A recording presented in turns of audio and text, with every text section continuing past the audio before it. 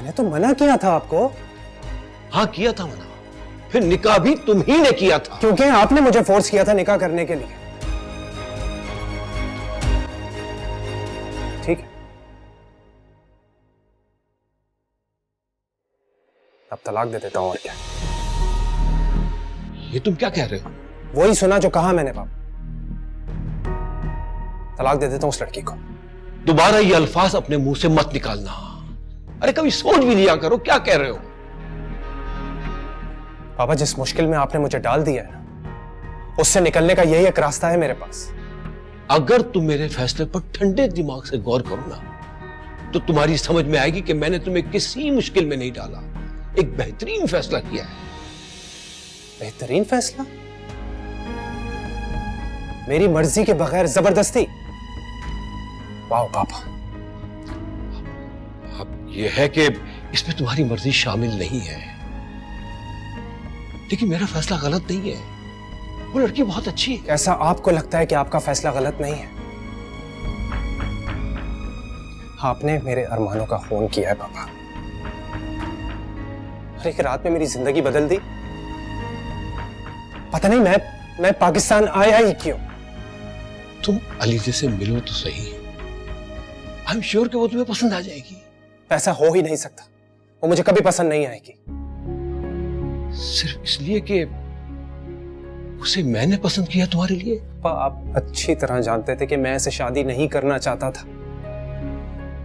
मेरे लिए अपने लाइफ पार्टनर को जानना, उससे अंडरस्टैंडिंग बहुत अहमियत रखती थी, और आपने एक अनजान लड़की मेरे सर पर मुसल्लत कर दी, जिसको मैं जानता तक नहीं हूं, मोहब्बत तक नहीं करता। मैं उसके साथ सारी जिंदगी कैसे गुजारूंगा? मैं फिर कहूंगा बेटा, एक बार तुम इस रिश्ते को निभाने की कोशिश तो करो, तुम्हारी अंडरस्टैंडिंग भी हो जाएगी और मोहब्बत भी। आई एम सॉरी पापा, मैं अपनी जिंदगी खराब नहीं कर सकता। उस लड़की को कभी कबूल नहीं करूंगा, बस। अब मेरी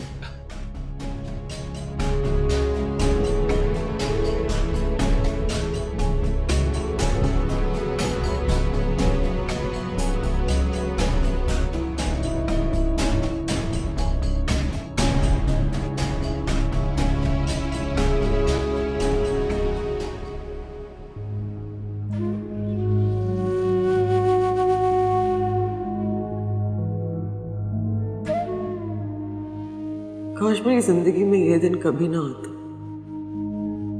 काश मेरे जहन से कभी मंगनी ना होती। काश जहन पे वफा ना होता। काश मेरी फवाद से शादी ना होती। काश काश मैंने तो कभी अपनी सारी जिंदगी में काश का लफ्ज इतना इस्तेमाल नहीं किया, कभी जरूरत ही नहीं महसूस की। और आज मेरी जिंदगी में एक साथ कितने काश शामिल हो गए।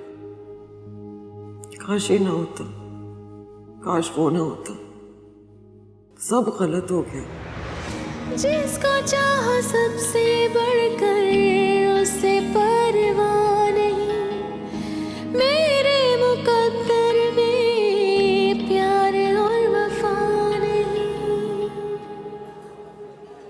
वैसे मुझे तुम्हारे साथ बहुत मजा आया शॉपिंग पे। आई होप तुमने भी एंजॉय किया हो।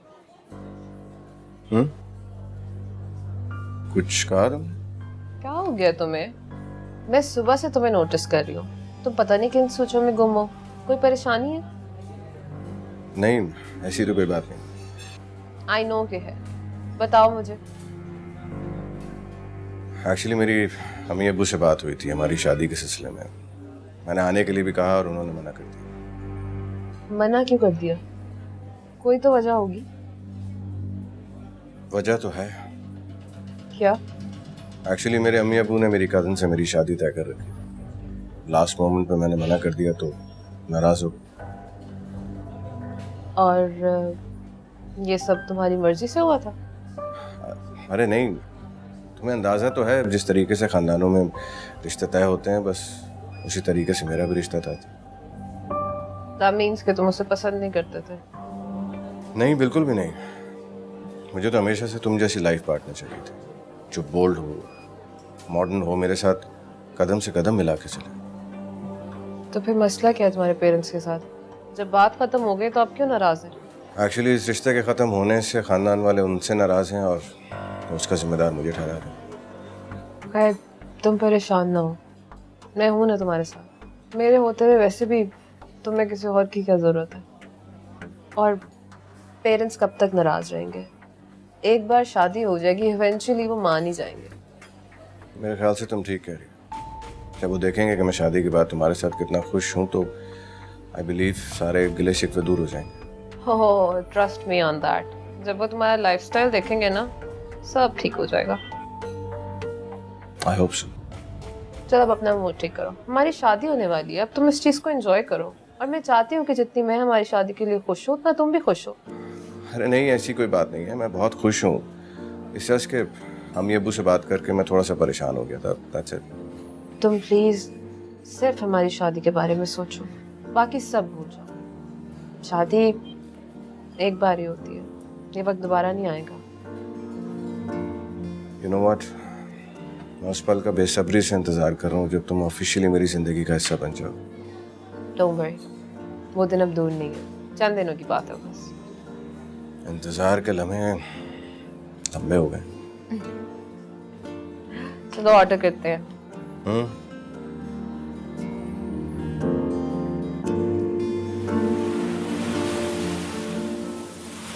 वकार साहब काफ़ी दिनों से ऑफिस नहीं आ रहे, उनकी खैरियत दरियाफ्त करने के लिए फ़ोन किया था। जी, उनकी तबीयत ठीक नहीं है, वो हॉस्पिटल में थे और अभी डॉक्टर ने उन्हें कंप्लीट बेड रेस्ट का कहा है, तो वो कुछ दिन ऑफिस नहीं आ सकेंगे। अल्लाह उन्हें सेहत दे। एकदम ऐसा क्या हो गया कि उनकी इतनी तबीयत ख़राब हो गई? माशाल्लाह सेहतमंद थे। बस भाई, बीमारी बताकर थोड़ी आती है। अच्छा एक बात पूछूं, अगर आप बुरा ना माने तो? जी पूछिए। उस दिन उनकी बेटी की शादी में मैं भी मौजूद था। आप लोग काफ़ी परेशान लग रहे थे और कुछ लोग बातें कर रहे थे कि बारात नहीं आई और आपने बेटी की शादी किसी और से कर दी। नहीं भाई साहब, ऐसी तो कोई बात नहीं है। आपको तो पता है, लोग तो सिर्फ बातें ही बनाते हैं ना। ठीक है, मैं फ़ोन रखता हूँ। आप मेरी तरफ से वकार साहब की खैरियत दरियाफ्त कर लीजिएगा। बहुत शुक्रिया, अल्लाह हाफिज। अरे, आप कमरे से बाहर क्यों आ गए? मैं आपके लिए नाश्ता ला रही थी। हाँ, कमरे में लेटे लेटे दिल घबराने लगा था। सोचा बाहर आकर तुम लोगों में बैठूं। फोन किसका था? वो आपके ऑफिस से कॉल थी, आपकी खैरियत पूछ रहे थे। मैंने उन्हें कह दिया है कि अभी आप कुछ दिन ऑफिस नहीं आएंगे। नहीं, अब तो बिल्कुल ठीक हूँ मैं। सोच रहा हूँ दफ्तर चला ही जाऊँ कल। ऐसे कैसे चला जाऊँ? अभी आप 4 कदम चलते हैं, आपकी सांस फूलने लगती है, ऑफिस कैसे जा सकते हैं? कब तक बैठा रहूँगा यहाँ घर पे? दफ्तर जाऊँगा ना दिल बहल जाएगा। हाँ, वैसे भी कब तक छुट्टियाँ करूँगा? नौकरी तो करनी है ना। ज़्यादा छुट्टियाँ देकर कहीं निकाल ही ना दे नौकरी से। ऐसा नहीं है, आप ये सब बातें सोच के परेशान ना हो। देखें, जान है तो जहान है। अभी आप ऑफिस नहीं जाएंगे। अच्छा शहीर कहाँ है? यूनिवर्सिटी चला गया? नहीं, अभी अपने कमरे में है। मेरे से कहो यूनिवर्सिटी जाया करे, ऐसे पढ़ाई का हर्ज होता है। चलें ठीक है, मैं कह देती हूँ उससे। आप चलें, चल के बैठे। हाँ आ जाइए।